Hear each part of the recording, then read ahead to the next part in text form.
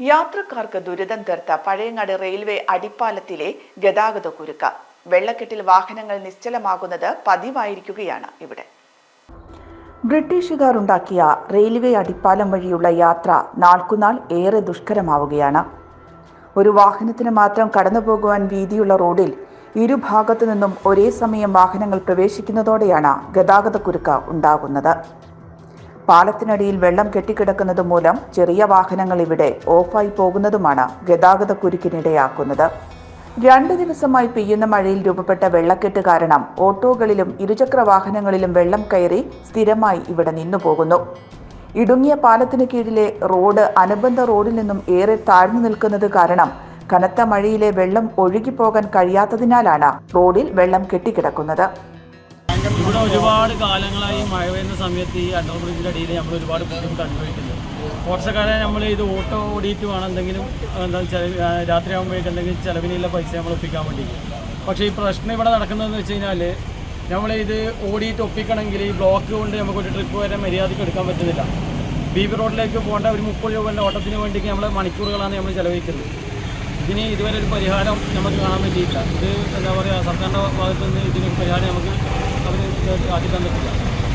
ഈ കണക്കിന് പോയി കഴിഞ്ഞാൽ നമ്മൾ അവസാനം പണി മതിയാക്കിയിട്ട് പോകേണ്ട അവസ്ഥയിലൊക്കെ ആയിട്ടാണ്. ഏത് ഫീൽഡായിക്കാണ്, ബസ്സിൻ്റെ ഫീൽഡാവട്ടെ മറ്റു ഫീൽഡ്, ഇനി എന്ത് പണിയെടുത്ത് ജീവിക്കുന്നവർക്ക് പറ്റാത്തൊരവസ്ഥയിലൊക്കെയാണ് ഉള്ളത്. ഇതിന് ശാശ്വതമായൊരു പരിഹാരം നമുക്ക് ആക്കി തരാൻ വേണ്ടിയിട്ട് പറ്റുമെങ്കിൽ അതിന് ആരെങ്കിലും മുൻകൈ എടുത്താൽ അത് ഉപകാരമായിരിക്കും. പിന്നെ ഒരു സംഗതി കേൾക്കാനിടയായിട്ടുണ്ട്.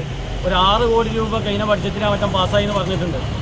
അത് കേട്ട സമയത്ത് ഞങ്ങൾ ഡ്രൈവർമാർക്കൊക്കെ ഭയങ്കര സന്തോഷമുണ്ടായി. കാരണം അത് പെട്ടെന്ന് പൂർത്തീകരിച്ചില്ലെങ്കിൽ ബ്ലോക്കില്ലാണ്ട് പണിയെടുക്കാൻ പറ്റുമെന്നുള്ളൊരു അവസ്ഥ നമ്മൾ ചിന്തിച്ചിട്ടുണ്ടായിരുന്നു. പക്ഷേ ഇതുവരെ എന്തില്ല, അതിന് ശാശ്വതമായ പരിഹാരം ഉണ്ടായില്ല. 6 കോടി എവിടെ പോയിന്നോ അത് എന്ത് ചെയ്തെന്നൊന്നും അറിയാൻ പറ്റിയില്ല. ഇക്കണക്കിന് പോയി കഴിഞ്ഞാൽ ഞങ്ങൾ ഇതേ അവസ്ഥയിൽ തന്നെയാണ് മുന്നോട്ടേക്ക് തുടരേണ്ടത്. നിത്യേന വണ്ടിയുടെ എണ്ണം കൂടിക്കൊണ്ടിരിക്കുകയാണ്. ഈ കൂടിക്കൊണ്ടിരുന്നതിനാൽ ഇനിയും ബ്ലോക്ക് കൂടുന്നല്ലാണ്ട് ബ്ലോക്ക് കുറയുകയും ചെയ്യില്ലല്ലോ. ഇത് സമാനമായ റോഡോ കാര്യം ഒന്നുമില്ല. ഈ ബ്രിഡ്ജിൻ്റെ അടിയിലാണ് നമ്മൾ പുതിയങ്ങാടി മാട്ടൂൽ എല്ലാ ഭാഗത്തേക്കും പോകേണ്ടത്. ആ ഭാഗത്തേക്കുള്ള ട്രിപ്പിന് വരുന്ന കുട്ടിനെയും കൊണ്ടുവരുന്ന ആൾക്കാരോട് വരെ നമ്മൾ വരാൻ പറ്റില്ല എന്ന് പറയുന്നത് ഞങ്ങൾക്ക് ഭയങ്കര വിഷമമുള്ള സംഗതിയാണ്. കാരണം അവരെ കൊണ്ടാക്കൽ ഞങ്ങളെ കടമയാണ്. പക്ഷേ പറ്റുന്നില്ല. ബ്ലോക്കായി കഴിഞ്ഞാൽ ഞങ്ങൾ എന്താ ചെയ്യേണ്ടത്? ബ്ലോക്കായി കഴിഞ്ഞാൽ ഈ 1 മണിക്കൂർ 1.5 മണിക്കൂർ എടുത്ത് റിട്ടേൺ വന്നു കഴിഞ്ഞാൽ ഞങ്ങൾ ഒരു ദിവസം 500 രൂപക്കൊന്നും ഓടിക്കഴിഞ്ഞാൽ കൊണ്ട് കാര്യമില്ല. ഒരു 1000-1300 രൂപേൻ്റെ പണിയെടുത്ത് കഴിഞ്ഞാൽ ഞങ്ങൾക്ക് 10, 700, 650 രൂപയെങ്കിലും ബാക്കിയാണ് ചിലവും കഴിഞ്ഞിട്ട്. പതിറ്റാണ്ടുകൾക്ക് മുൻപ് റെയിൽവേ പണി കഴിപ്പിച്ച പാലത്തിന്റെ റോഡ് നന്നേ വീതി കുറഞ്ഞതാണ്. കാലക്രമേണ അനുബന്ധ റോഡുകളുടെ ഉയരം വർദ്ധിക്കുകയും പാലത്തിനടിയിലെ റോഡ് താഴ്ന്നു പോവുകയുമായിരുന്നു. ഇതുമൂലം കാൽനട പോലും അസാധ്യമാണിവിടെ. കാൽനട യാത്രക്കാർ പാലത്തിന് മുകളിലൂടെ റെയിൽ മുറിച്ചു കടന്നാണ് യാത്ര ചെയ്യുന്നത്. ഇത് ഏറെ അപകട സാധ്യതയുള്ളതാണ്. പഴയങ്ങാടിയിൽ നിന്ന് റെയിൽവേ സ്റ്റേഷൻ, പുതിയങ്ങാടി, മാട്ടൂൽ എന്നിവിടങ്ങളിലേക്കുള്ള പ്രധാന റോഡിലാണ് ഗതാഗത കുരുക്കുണ്ടാക്കുന്ന ഈ അടിപ്പാലം. കാലവർഷം കനത്തു തുടങ്ങി.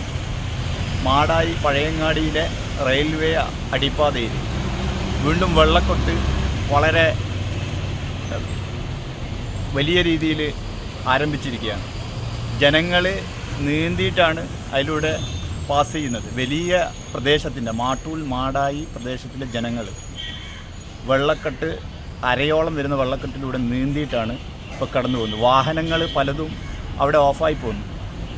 കഴിഞ്ഞ വർഷം കിഫ്ബിയുടെ 6 കോടി രൂപ പാസ്സായി എന്ന് MLA അവിടെ ബോർഡ് വെച്ചിരുന്നു. MLAയുടെ നേതൃത്വത്തിൽ ഇതുവരെ അങ്ങനെ ഒരു ഫണ്ടിൻ്റെ പണി അവിടെ നടക്കുകയോ ഒന്നും ഉണ്ടായില്ല. മറ്റൊന്ന്, ഗ്രാമപഞ്ചായത്തും MP-യുമാണ്. അവരുടെ പക്ഷത്തു നിന്നും ഒരു നടപടിയും ഇതുവരെ ഉണ്ടായിട്ടില്ല. അപ്പോൾ ഇനിയും ബ്രിട്ടീഷ് കാലത്തിൻ്റെ ഈ അവശിഷ്ടത്തിൽ ജനങ്ങൾ കഷ്ടപ്പെടുന്ന ഒരു രീതി തന്നെയാണ് തുടരുന്നത് എന്നെനിക്ക് തോന്നുന്നു.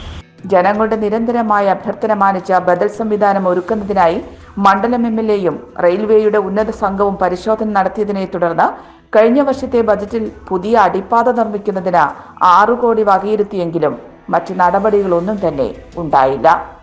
News bureau, Pazhayangadi. Madayi service സഹകരണ ബാങ്ക്, നീതി electricals hardware, plumbing and sanitary, railway station road, Kunnathupally, Pazhayangadi.